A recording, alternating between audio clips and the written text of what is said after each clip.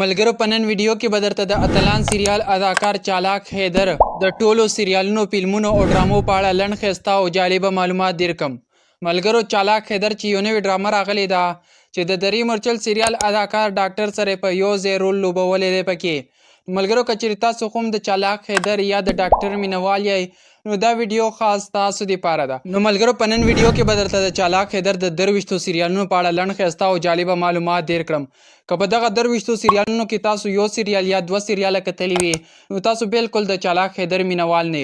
نو راځئ ملګرو په نن ویډیو کې درته د ټول سریالونو فلمونه او ډرامې درښایم. نو راځئ ویډیو خاص تاسو دپاره ده. خو د ویډیو د شروع کېدو نه مخکې دا یوه غوښتنه لرم، که تر اوسه پورې تاسو زموږ د یوټیوب چینل نه وي سبسکرایب کړی نو مهرباني وکړئ چینل سبسکرایب کړئ او بیل آیکن پریس کړئ چې زموږ هره نوې ویډیو تاسو ته پر وخت درځي. نو راځئ ملګرو شروع کوو ویډیو. نو ملګرو تر ټولو مخکې به درته ووایم چې د چالاک حیدر خپل اصلي نوم علي شار سیوندوکلو دی.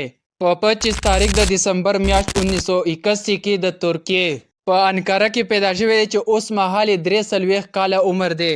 ملګرو چالاک حیدر چې د 6 کالو چې دې ډرامو ایکټینګ کولو سره ډیر زیات شوق و دی خپله راوتی دی. ملګرو دی ایکټر هم دی او ډایرکټر هم دی. دی په ټولو 23 سریالونو کې کار کړی دی. نو ملګرو په نن ویډیو کې به د ټول سریالونه فلمونه او ډرامې په پروف سره درښایم. د ډرامو انځورونه به یې هم درښایم.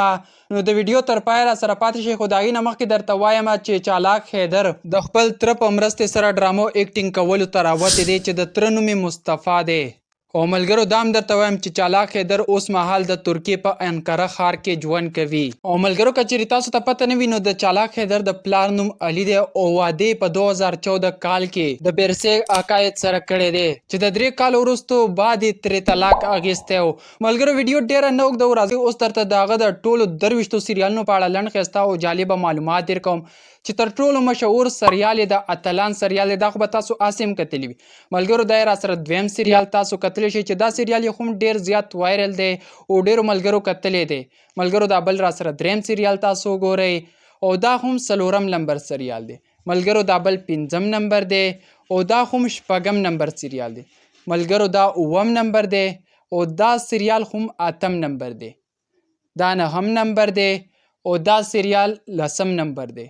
ملګرو دا 11 نمبر دی او دا بل 12 نمبر دی. ملګرو دا 14 نمبر دی او دا هم 14 نمبر دی. ملګرو دا سریالونو نومونه درته ځکه زر اخلم چې تاسو تنګ نشئ او دا سریالونه پوره وګورئ. صحیح ده، د سریالونو څخه سکرین شاټ یې هم اخیستلی شئ او نوم یې یادولی شئ. خو دا یوه غوښتنه لرم، که تر اوسه پورې چینل مو نه وي سبسکرایب کړی مهرباني وکړئ چینل سبسکرایب کړئ او بیل آیکن پریس کړئ د مزید داسې ویډیوګانو دپاره. نو ملګرو دا بل سریال یې را سره هم تاسو وګورئ چې دا سریال یې 15 نمبر دی. نو ملګرو دا بل 14 نمبر دی او دا 19 نمبر دی او دا هم 18 نمبر دی.